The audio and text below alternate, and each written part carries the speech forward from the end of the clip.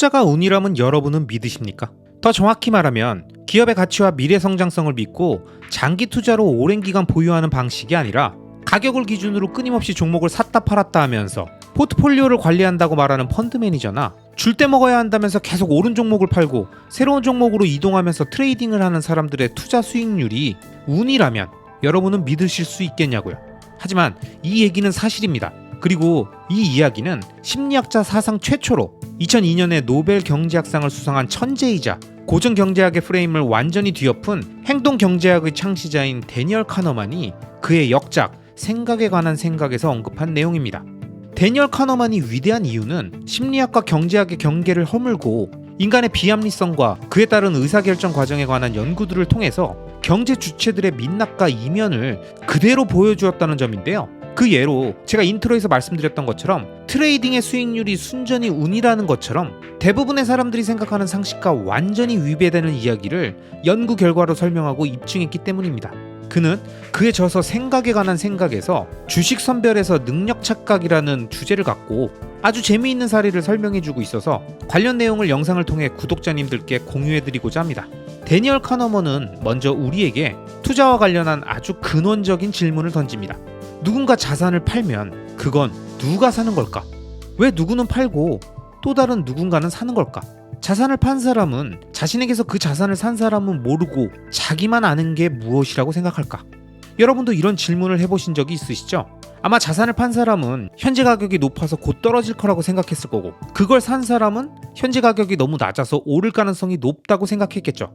그냥 이렇게만 생각하면 참 단순해 보이는데 우리에게 중요한 건 왜 매수하는 사람들이나 매도하는 사람들 모두 현재 가격이 잘못됐다고 생각하고 자기들이 시장보다 가격을 더 잘 안다고 믿냐는 겁니다. 그리고 이렇게 계속 들어가다 보면 결론도 안 나고 머리도 아프니까 그냥 이런 얘기를 하시는 분들을 많이 보셨을 겁니다. 야, 그냥 따지지 말고 수급 붙으면 사는 거야. 다 이유가 있으니까 오르겠지. 사람들이 오를 거라고 믿으면 그 순간 가는 거야. 우린 그런 모멘텀 붙은 놈들만 찾는 거야. 그런 거 매수했는데 올라가면 적당히 먹고 팔면 돼. 그렇게 계속 줄 때 먹으면서 불려나가는 게 투자지. 얼핏 들으면 그럴싸해 보이는 이런 접근, 마치 그 흐름만 잘 타면 계속 돈을 불려나가면서 금방 엄청난 수익을 거둘 수 있을 것 같은 그 느낌에 혹할 수도 있는데요. 여기서 우리에게 중요한 건 자신이 이런 트레이딩을 통해서 계속 높은 확률로 시장을 예측해서 매매로 돈을 벌 수 있는 능력을 갖고 있다는 대전제가 있어야만 이 모든 얘기가 가능한 거 아니겠습니까? 이에 대해서 데니얼 카너만은 그의 제자인 캘리포니아 대학 버클리 캠퍼스의 테리 오딘 교수가 7년에 걸쳐서 증권사에 있는 개인 투자자들의 16만 3천 건에 가까운 거래 내역을 낱낱이 분석해본 결과를 언급합니다. 이 결과에 의하면 개인 투자자들이 샀다 팔았다 했던 주식들의 거래 이후 1년간의 수익을 쭉 비교해 봤더니 평균적으로 개인 투자자가 판 주식이 팔고 새로 산 주식보다 수익이 연간 3.2%나 높았다는 점을 발견했다고 말합니다. 그러니까 이 말은 사팔사팔 하지 말고 그냥 들고 있었으면 연간 수익률이 3.2%나 높았을 거라는 얘기죠.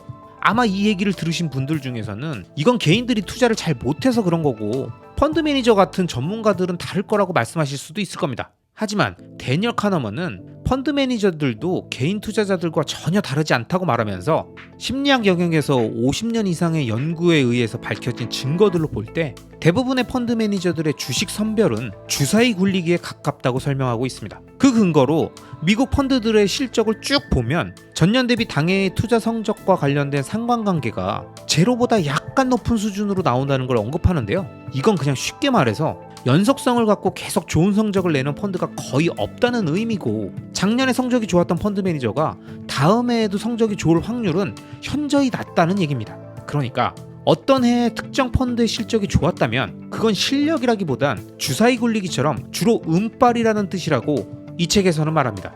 만약 누군가가 이 노벨 경제학상을 수상한 천재 심리학자가 한 이 이야기가 사실이 아니라고 얘기하려면 대부분의 펀드 매니저나 개인 투자자들이 작년에 남들보다 좋은 성적을 거두었다면 올해도 다른 사람들보다 좋은 성적이 나와야 할 텐데 작년도 올해도 계속해서 트레이딩을 했는데 수익률의 연속성이 현저히 떨어진다는 것은 성과가 좋았던 해나 안 좋았던 해나 모두 그 사람의 실력이 아니라 확률에 의해서 복불복으로 나타난 결과, 즉 운빨이라는 이야기를 하고 있는 겁니다. 그러면서 데니얼 카너먼은 이렇게 언급하고 있습니다. 이런 현상을 연구한 사람들이 보편적으로 동의한 사실은 주식을 선별하는 거의 모든 사람들이 알게 모르게, 대개는 자기도 모르게 운에 좌우되는 게임을 한다는 것이다. 주식을 거래하는 사람들은 주관적인 경험을 바탕으로 불확실성이 높은 상황에서도 자신은 타당한 예측을 한다고 믿는다. 그러나 대단히 효율적인 시장에서 경험 많은 사람들의 예측이 눈 감고 찍는 것보다 더 정확할 것도 없다. 여러분, 데니얼 카너먼 얘기를 들으시니까 어떻습니까? 아주 빠따로 뼈를 세게 때리죠? 그런데도 투자업계 종사자들이나 개인 투자자들은 투자 성적이 잘 나온 해가 있으면 자신이 매매를 잘해서 그런 성적이 나왔다고 착각하고 내년에도 내후년에도 계속 좋은 결과가 나올 거라고 생각하지만 이렇게 연속적으로 다른 사람들보다 좋은 투자 성적이 나올 가능성은 거의 제로에 가깝다는 얘기입니다. 사실 이 얘기는 제가 피터 린치, 하워드 막스, 워렌 버핏 같은 투자의 현인들이 언급하셨던 시장을 2번 연속 맞추는 사람은 거의 없다라고 했던 말과 그 맥을 같이 한다고 볼 수 있습니다. 아직도 수많은 사람들이 고점과 저점을 예측하고 그 예측이 맞아서 좋은 투자 성적을 얻고 나면 마치 자신이 메시나 마이클 조던, 타이거 우즈가 된 것처럼 시장을 만만하게 보고 자신감에 넘치지만 그렇게 1년에서 2년 정도 지나고 보면 자신 역시 대부분의 투자자들과 마찬가지로 매매 횟수가 반복되고 예측 플레이가 많아질수록 그 승률은 평균으로 수렴하고 그동안의 거래소 수수료와 멘탈이 꼬여서 실수했던 손실폭까지 모두 정산하고 나면 결국 마이너스까지 되는 현상이 나타난다는 걸 대부분은 부정한다는 게 참 신기하고 재미있는 현상이라고 생각합니다. 그래서 전 늘 강조해서 말씀드립니다. 모든 투자에서 매매, 즉 트레이딩은 횟수가 반복될수록 평균으로 회귀합니다. 특히 가격을 매매의 기준으로 두고서 진행되는 모든 플레이는 자신이 시장보다 똑똑하다는 아주 어리석은 생각 때문에 진행되는 착각이라서 절대 실력이 아니라니까요. 한 해 좋았으면 다음에 안 좋고 이번에 방향 맞췄으면 다음엔 틀리고 그렇게 복불복 게임을 반복하고 있다는 걸 노벨 경제학상을 수상한 천재 심리학자가 아무리 얘기해줘도 또 무시하겠죠. 그렇게 현인들의 이야기를 무시하고 계속 같은 실수가 반복되고 그렇게 시간이 더 지나서 매매 데이터가 쌓여서 결국 수익률이 평균으로 회귀하게 됐을 때 그래서 큰 소득 없이 시간만 지나갔다는 걸 깨닫게 되면 그제서야 제가 이 영상에서 드리는 말씀을 이해하시게 되실 텐데요. 그럼 너무 늦지 않을까요? 장기 투자자들은 그 시간 동안 자신이 예측할 수 없는 경기 변동과 단기적인 자산 가격의 움직임, 금리 방향 등에 대한 불필요한 관심을 싹 끄고 최대한 매매 횟수를 줄이고 자신이 공부하고 발견한 장기적 우상향 구조의 자산에 오랫동안 지속적으로 투자하면서 복불복 운빨이 왔다 갔다 요동치는 것과 상관없이 계속 같은 포지션을 유지함으로써 모든 리스크가 시간에 녹아 수익으로 치환된 미래의 시점에 그 과실을 취하는 전략을 선택한 겁니다. 무식해서 안 팔고 계속 들고 가는 게 아니라 너무 잘 알고 있기 때문에 안 파는 거고요. 팔고 나면 오를까봐 겁나서 안 파는 게 아니라 계속 매집해 나가면서 자산의 규모를 불리는 전략을 선택했기 때문에 안 파는 거라는 걸 단기 투자자들은 모른다는 거죠.